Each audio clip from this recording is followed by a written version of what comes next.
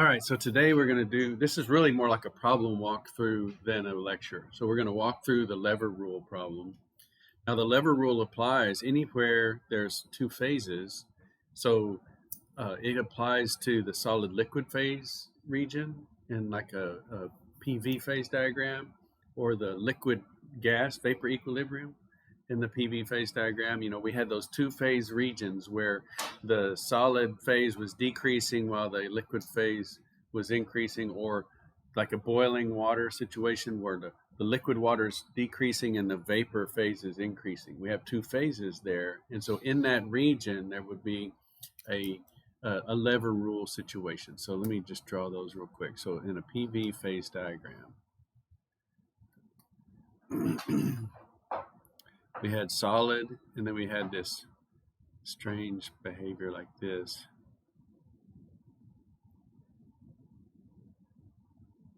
Oh my gosh, my pen. Okay, liquid, and then we had this deal like this. Look at that, that's not too bad. Okay, and gas. Right, those are your pure phases, solid, liquid, gas. And then down here, this is solid plus gas in equilibrium. And this is the liquid plus gas in equilibrium. So if I'm at this particular volume and I'm at this particular pressure, say 1 atmosphere,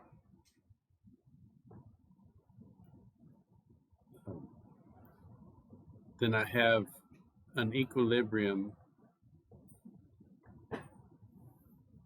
between this amount of gas phase and this amount of liquid phase.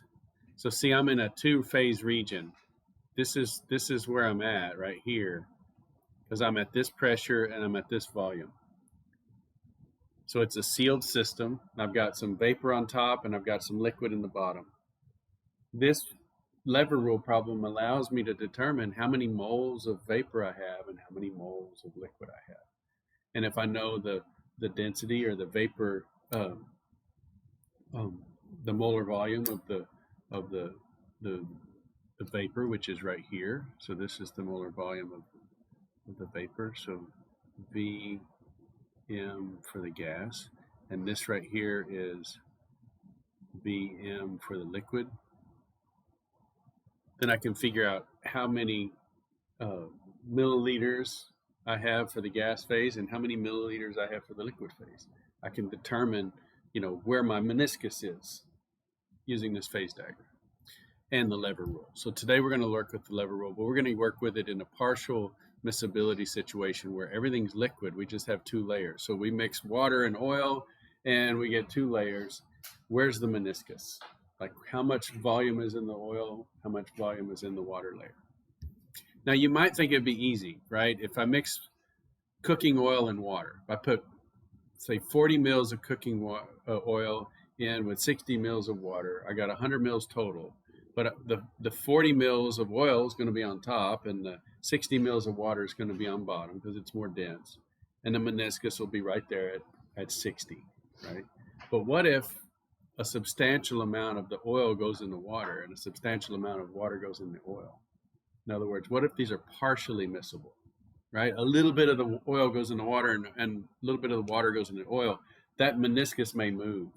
And so that's what these phase diagrams talk about. This immiscible liquid is also useful. I just put this one slide in here, sort of like a side note, okay?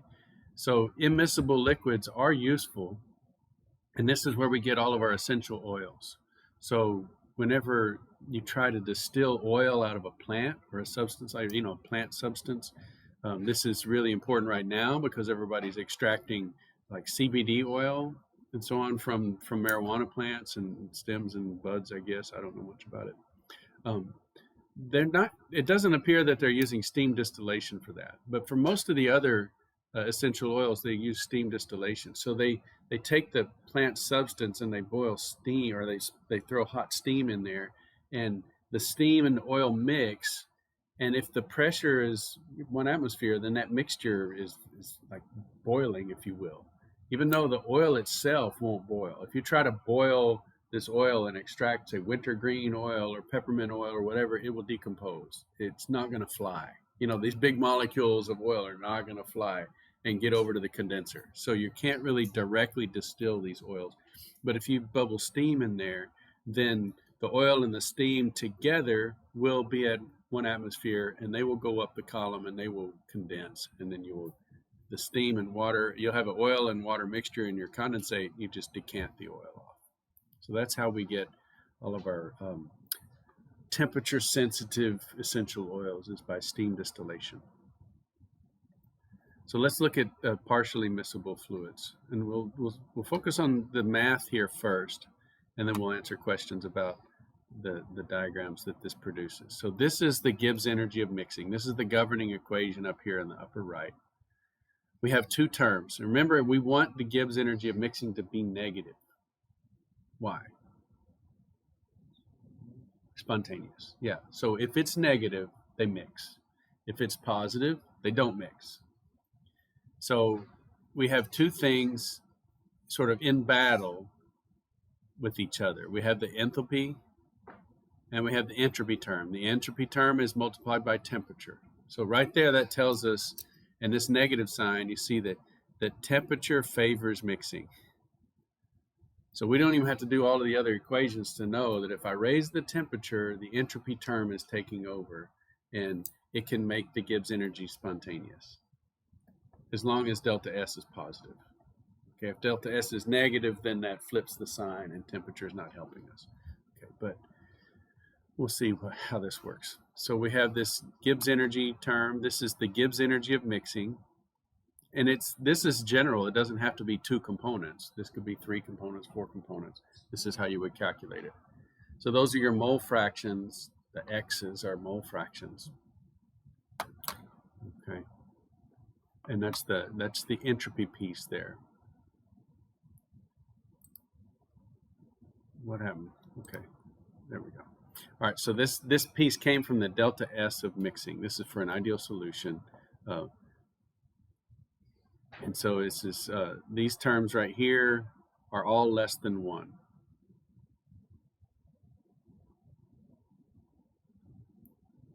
And so if you have a natural log of something that's less than 1, that's negative, okay? And so since this piece is negative, less than 0, then that cancels this negative sign here. And so then we end up with positive entropies of mixing. So again,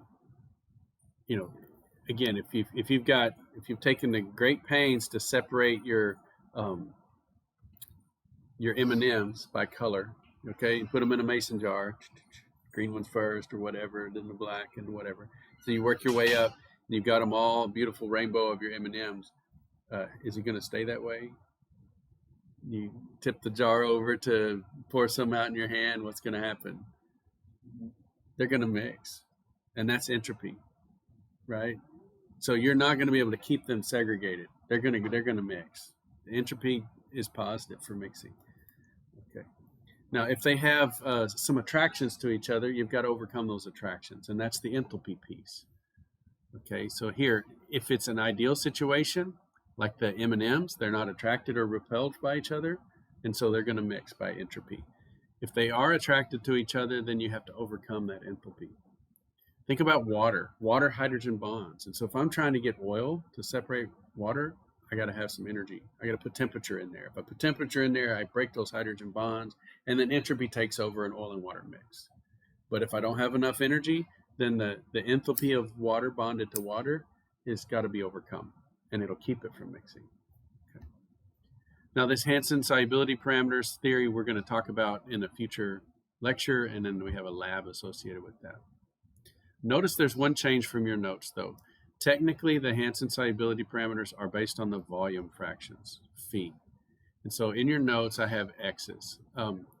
Just years in the past, I made the assumption that x was close enough to phi, but I'm going ahead and putting in the real values here. So phi is the volume fraction.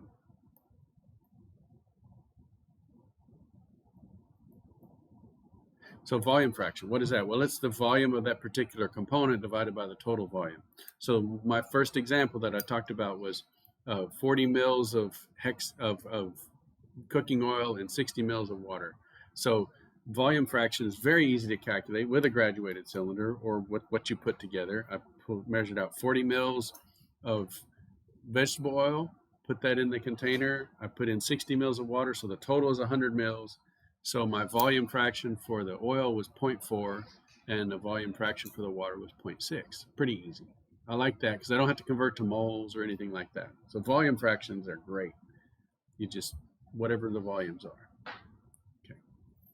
So here's the total volume, the total molar volume for the mixture would be the volume fraction of component 1 times its molar volume and the volume fraction of component 2 times its molar volume.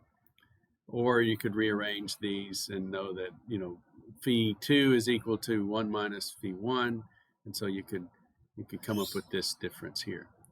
So I went ahead and put this equation in for V total. So this piece right here is this right here. And this is delta H of mixing, so I put that in right here. So this is all of the delta H of mixing piece.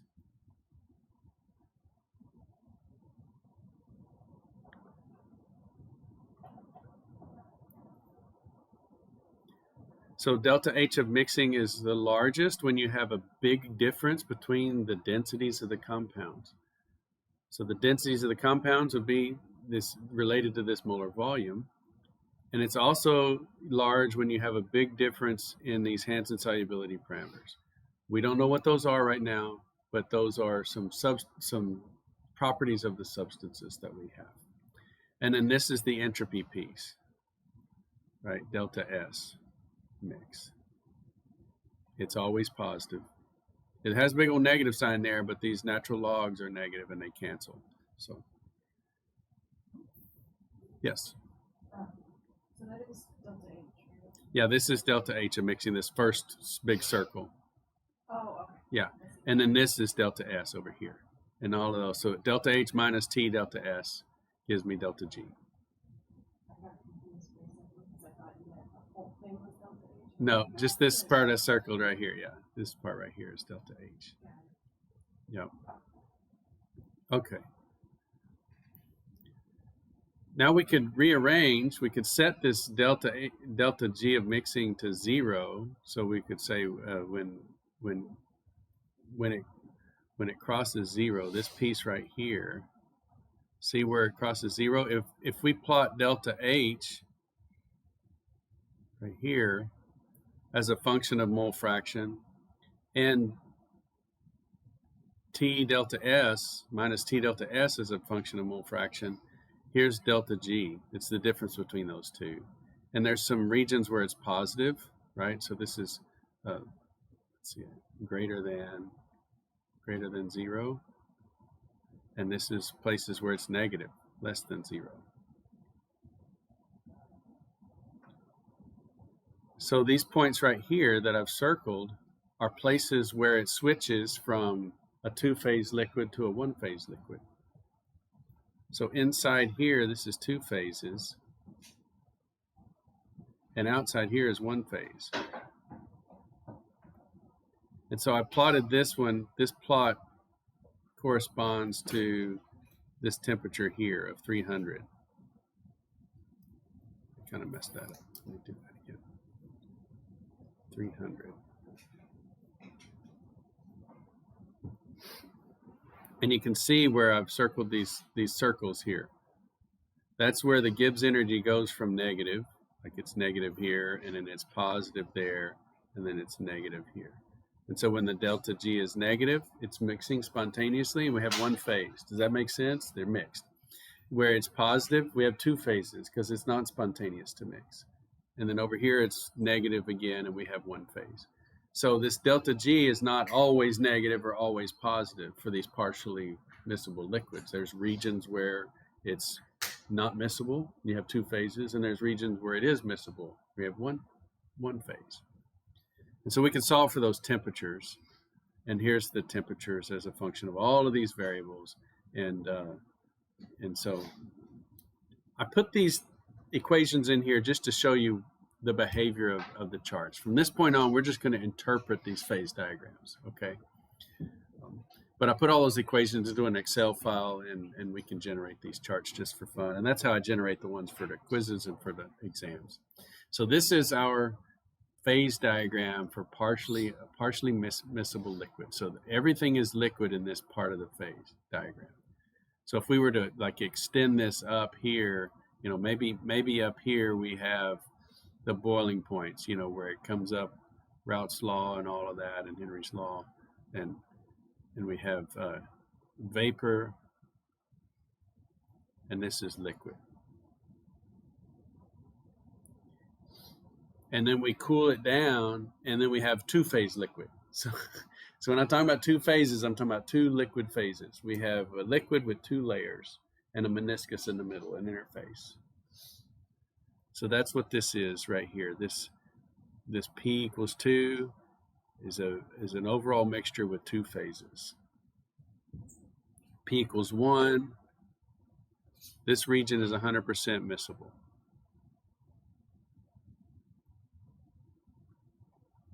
Okay.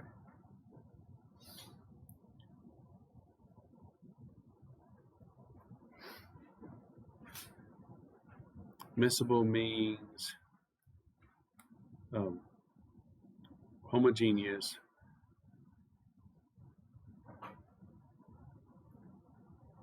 at all concentrations.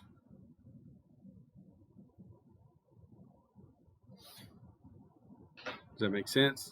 All concentrations have one phase. So above this temperature, this is called the upper critical solution temperature or the upper consolid temperature. It's 100% miscible. Below that temperature, you might have two phases. It depends. It's partially miscible. Some concentrations have two layers, other concentrations are homogeneous.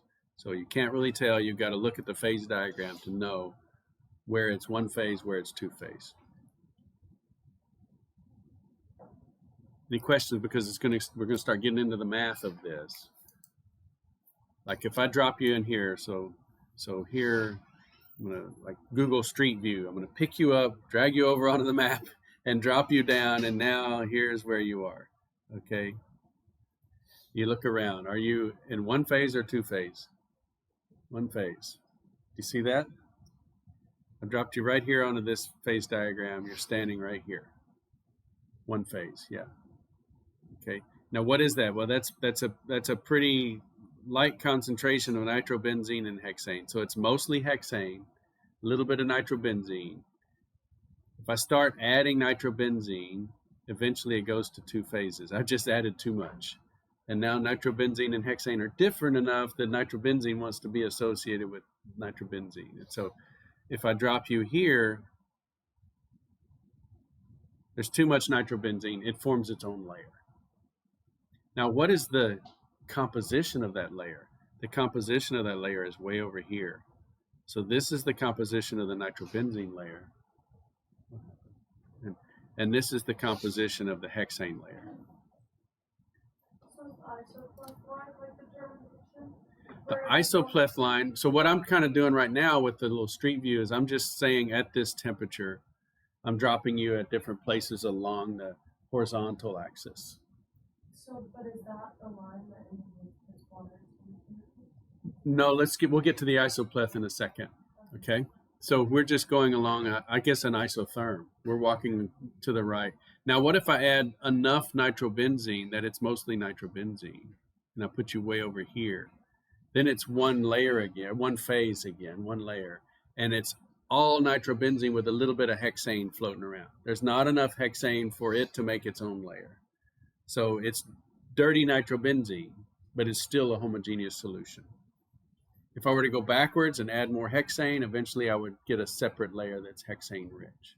But look at this. This is interesting. The two layers are not pure hexane and pure nitrobenzene. They're not even close to being pure. This curve gives you the concentrations of those. This blue line here to the right of this spot right here, this temperature maximum, that's the concentrations of the nitrobenzene layer. It can have a whole lot of hexane in it. You know, I assumed when I was taking chemistry that if I had two layers of the liquid, that one layer was pure X and the other layer was pure Y, you know, or A or B. Let's do A or B. Pure A and pure B. It's not even close to being pure sometimes. Like this right here, this is like 70% nitrobenzene and 30% hexane. So that layer, the nitrobenzene layer, has 30% hexane in it. That's not pure at all. Okay, but it's enough to form its own layer. And over here, this is like 40% nitrobenzene and 60% hexane. Not pure at all. And yet we would call that the hexane-rich layer. Yeah, it's 60% hexane and only 40% nitrobenzene, but it's not anywhere close to being pure hexane.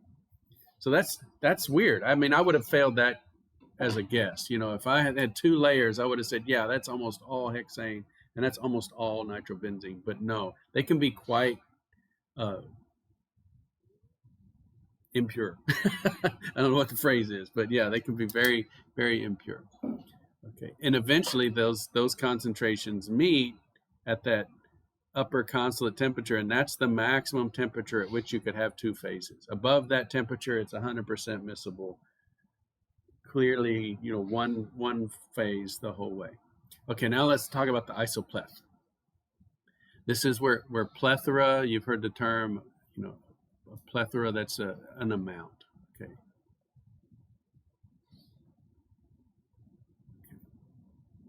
Like I collect my collection thing from vacations and stuff for koozies. So I have a plethora of koozies. Okay, a large amount. If we're talking about picking a particular concentration of nitrobenzene, so here if we raise the temperature, so now we're picking a concentration of nitrobenzene and we're just raising the temperature. So since we're not changing the concentration at all, it's an isopleth. It's the same amount in the whole container. Now the layers change their relative amounts, but the container doesn't change. So this is where Z comes in. So if we pick an isopleth, that would be ZA.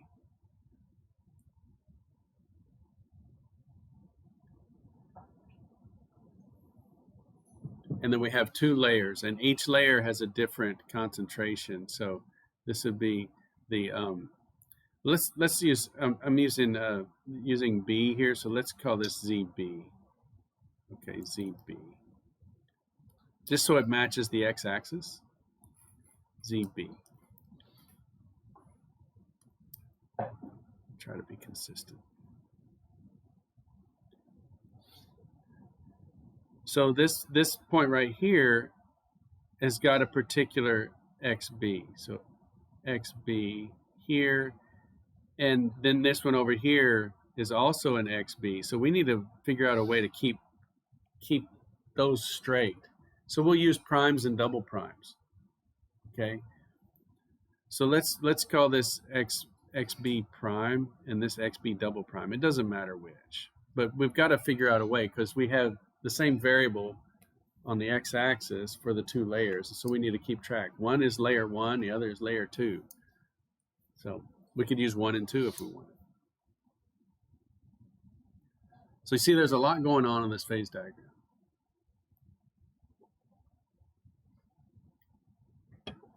Okay, so let's get into what we call speciation or partitioning. How, you know, let's calculate the concentrations. Where are all my moles? So if I put 1 mole total into this flask, and I pick, say, 290, the temperature of 290, and I've got 0.41 moles of nitrobenzene, and so therefore I've got 0.59 moles of hexane. So 1 minus X is the other. So, you know, Xn is 0.41, 1 minus that is the other, the hexane. So that's the total number of moles in the flask. So we can also say Zn equals that.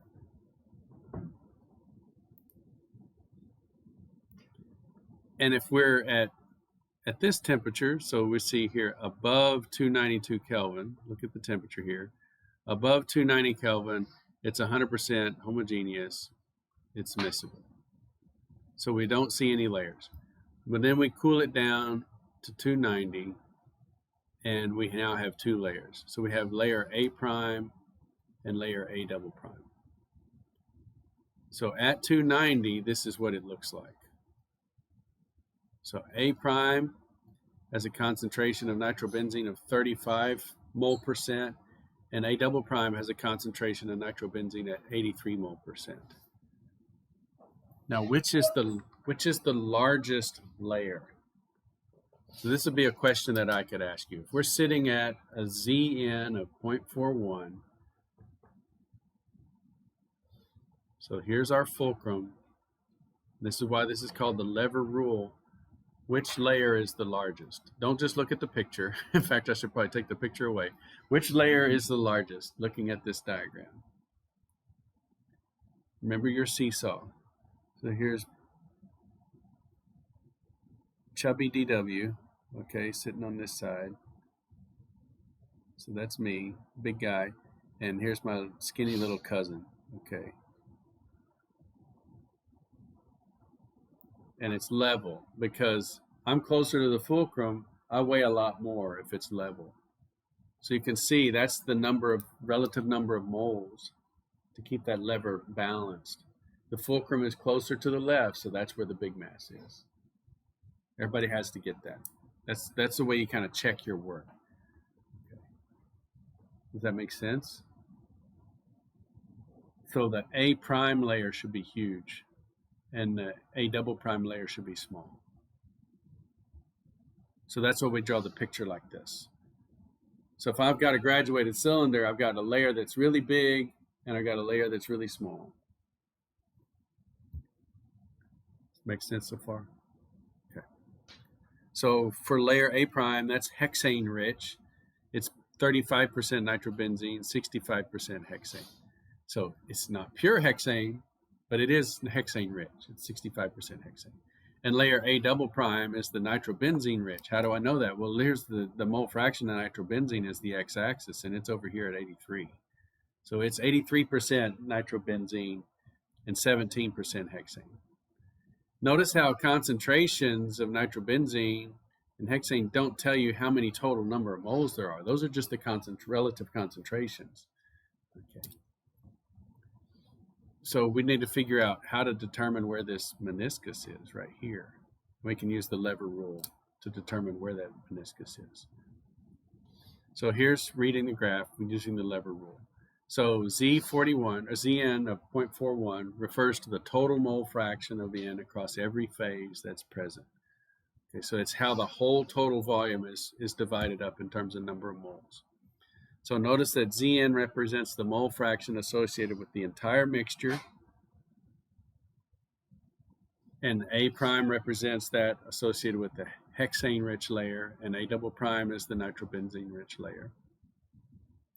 And so these values, these are called tie lines.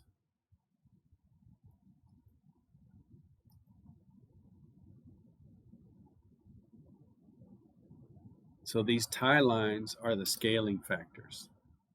And this is what we call the lever rule. So the number of moles, the total number of moles in the A prime layer times the tie line for that A prime layer is equal to the number of moles in the A double prime layer times the tie line for that layer. So that's equation number one. And we have two unknowns. So you can't find two unknowns if you only have one equation. The other equation that's never stated that you just have to know is that the moles in A prime and the moles in A double prime add up to the total number of moles. So that's equation two. So now we have two equations and two unknowns.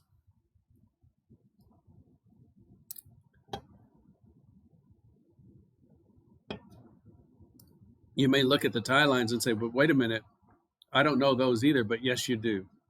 You know this is 0.35, you know this is 0.83, and you know that this isopleth is 0.41.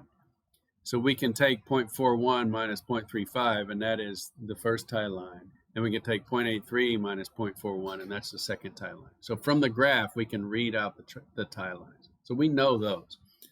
So we know this, check, we know this, check, and we know this. So I've got two equations and two unknowns. The second one's 0.83 minus 0.41. Yes. The first one's 0.35. So I can write those on here. So this one right here is 0.83 minus 0.41, and this is 0.41 minus 0.35. So we can read those right off the chart. So we know what the tie lines are. We have to know the total number of moles, and it could be, whatever we measured out, added together. Yeah.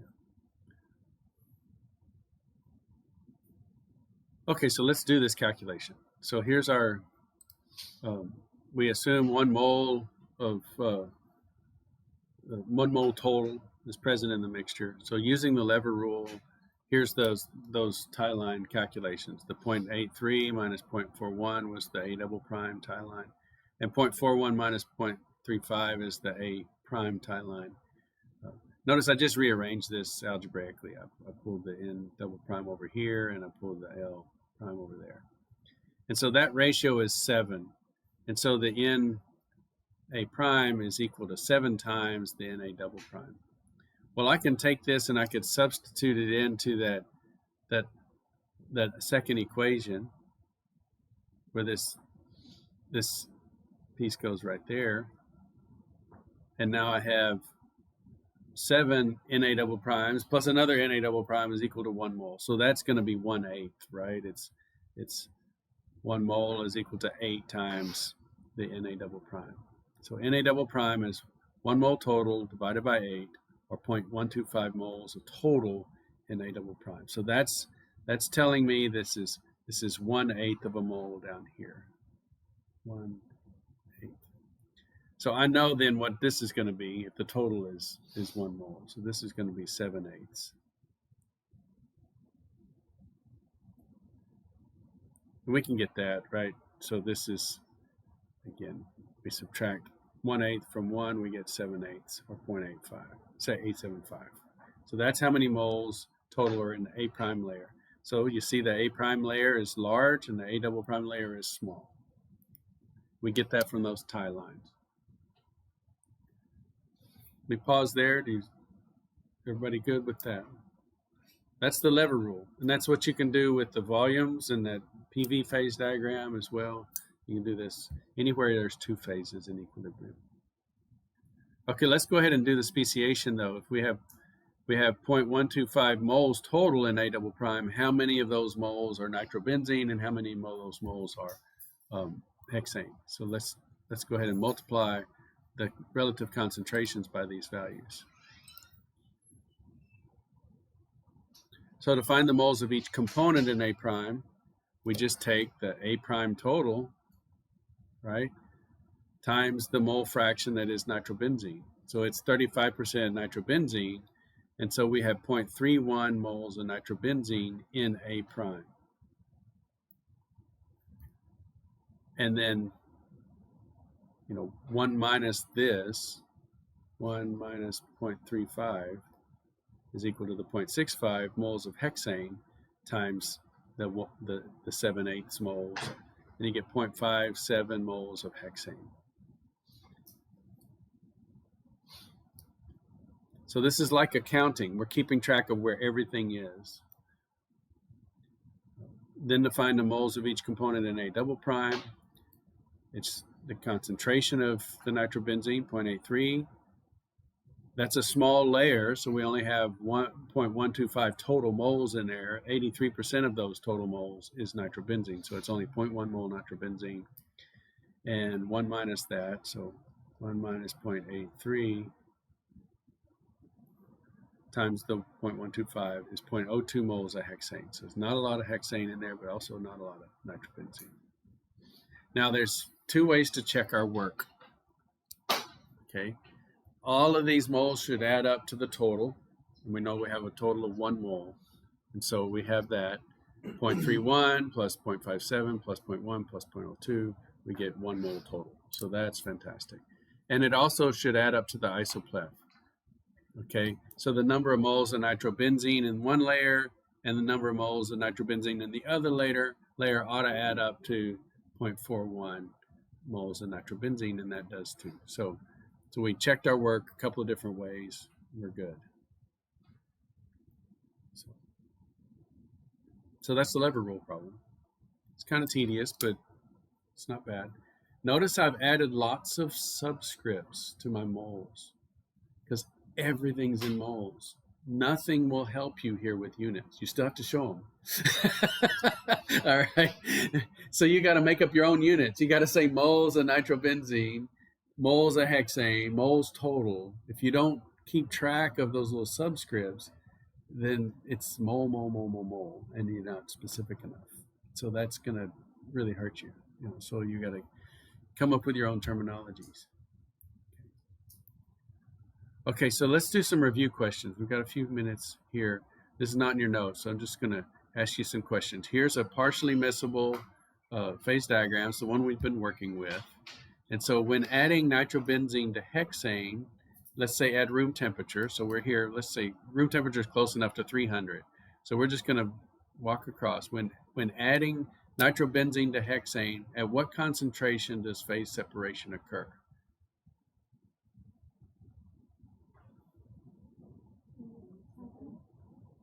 Yeah, so what are we looking at? We're walking across, we're adding benzenes, we're walking across here, and we hit that line. So what concentration is that? Well, this is 0.2, 0.4, so this is 0.3. It's a little past 0.35, so about 0.37. So you would look at my answers and find 0.37 or 3.8 or 3.6 and circle it, bubble it. You got it right. Okay, what's next? Okay, at what point does a 20% mole to mole mixture of nitrobenzene and hexane become cloudy? So we're down here. At what point, temperature wise, does it become cloudy? So we're 20%. Oh, we're right here. So it's homogeneous, not cloudy. We cool it down and it becomes cloudy when it hits this point here. We start to form a tiny little microphase in there. It's not enough to make a full layer yet, but it starts to show cloudiness, and we call that the cloud point. So a lot of times when you, especially with soaps in water, so our surfactants, at cold temperatures, they separate out. At high temperatures, they're homogeneous. And so if we're trying to let's say, wash our clothes in cold water, we would want to be above the cloud point. If we get below the cloud point, then that's not a good surfactant to use in cold cleaning situations. So this would be around 260. You see, when you get to 260, that would be the cloud point for that mixture of 20% nitrobenzene and hexane. At what temperature does a 50% mixture become homogeneous? Here's the 50% mixture. Come up on this isopleth. When we hit this point above that, it's homogeneous. So that's around, 315, 316. Above that, it's going to be homogeneous. This solution is 100% miscible above what temperature? Everybody together, 1, 2, 3, 320. Yeah, so that's the upper consolate temperature or upper critical solution temperature. They're trying to get away from using that word critical, but a lot of people call it the critical solution temperature. It's not the same as the critical temperature. So it's the critical solution temperature. That word solution is important. So but a lot of books are trying to change it to consolate, okay? It's nothing to do with immigration or your passport. It's the consolation of the solutions. The upper consolate temperature is 320 for this particular mixture. Here now I've got my Excel spreadsheet. I've got a cool little tool here. Let me see if I can get it to come up.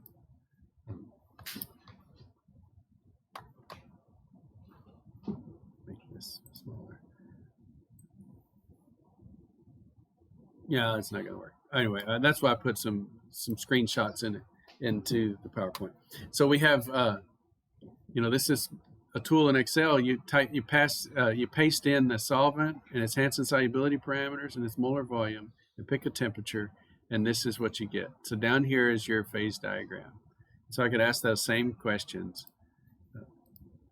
At what point does a 20% mixture of A and B become cloudy? So here's the mole fraction of A, 20%, around 300, it becomes cloudy.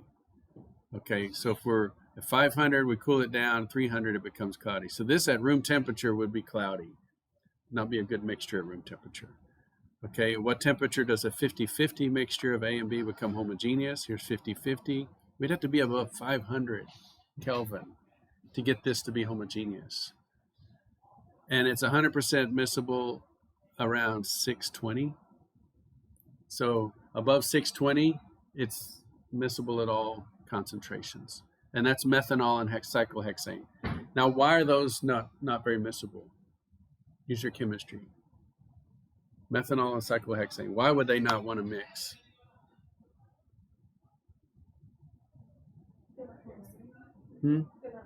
Yeah, and what's not similar about them? Polarity, and a big one. What is methanol able to do? That hydrogen bonding. Yeah. So because of hydrogen bonding, you have to get a really high temperature to get these to mix at all temperatures. Let's do one more. We got 2 minutes.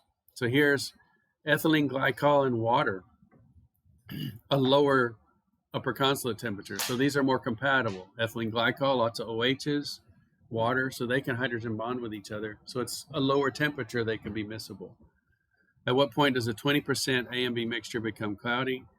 So if we cool it down at 450, it starts to be cloudy. Okay. 50-50 mixture, it becomes miscible around 330, I'd say. And then it's 100% miscible above 450. So you feel good about reading these charts now? Okay, good. And there'll be like one lever rule problem, so that'll be a written problem. But reading the charts is the most important thing. And this test is about 5 or 6 different phase diagrams. I just drop you into different places and ask you questions about what's going on. Or if I start here and raise the temperature, what happens, when you reach this point or that point. Okay. So you really have to practice reading them.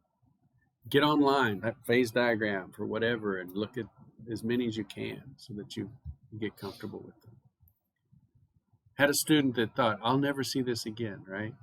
She was in biochem, and she really was aiming for biochemistry. She bounced around job to job, and then she ended up working for a concrete company. And she said, I got the job because I knew how to read a solid phase diagram. Yeah. So she's looking at phase diagrams for concrete. She's like, I couldn't believe it. And my boss couldn't believe that I knew how to read them either.